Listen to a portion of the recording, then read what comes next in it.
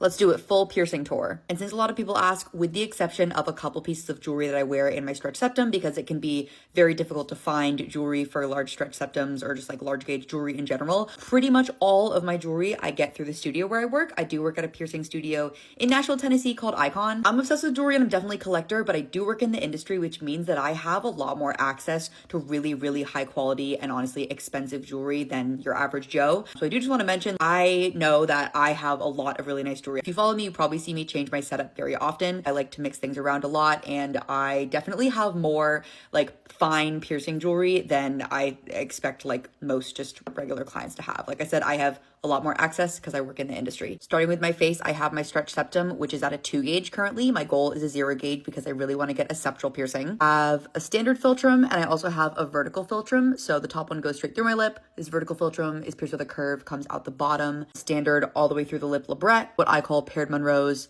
paired upper lip piercings. Some people call them like angel bites or something like that. 4 sets of nostril piercings. These were the first set that I got. I have since stretched them to a 12 gauge. I got them pierced at an 18 gauge. So this is a 12 gauge ring. Some nostrils back here. These are a 14 gauge, but lots of people refer to as my high nostrils. I call them my higher nostrils. They're more of like mid nostrils, but they are the highest nostrils I have. And I don't know if I'll get a set higher than them, if I even have space higher, but I really like these. And then I have my forward facing nostrils, which are also called mantis piercings.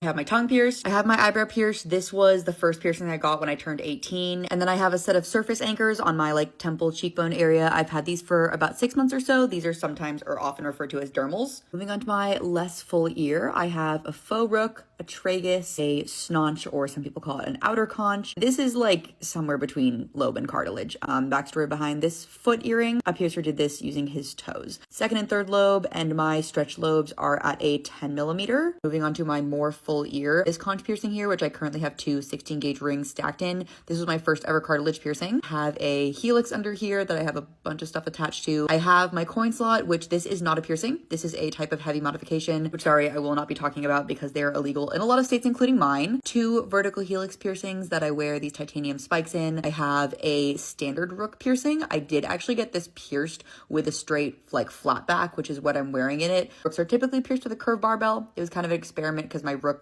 like has a pretty good shelf. Ended up healing fine for me. I always plan on changing it to a ring. And I decided that I really just like wearing a flat back in it. Then I have this kind of upper, almost like vertical conch situation. One of my piercer friends just kind of wanted to do that on me, and I think she's super cute. Second lobe and a third lobe down here, and I've got a little stacked lobe, and then again, for my first lobes are stretched to a 10 millimeter. I also have another surface anchor on my thigh. This is an apprentice wanted to practice an anchor on me, and I'm really stubborn and decided I wanted to try to heal it, and I've had it for a little over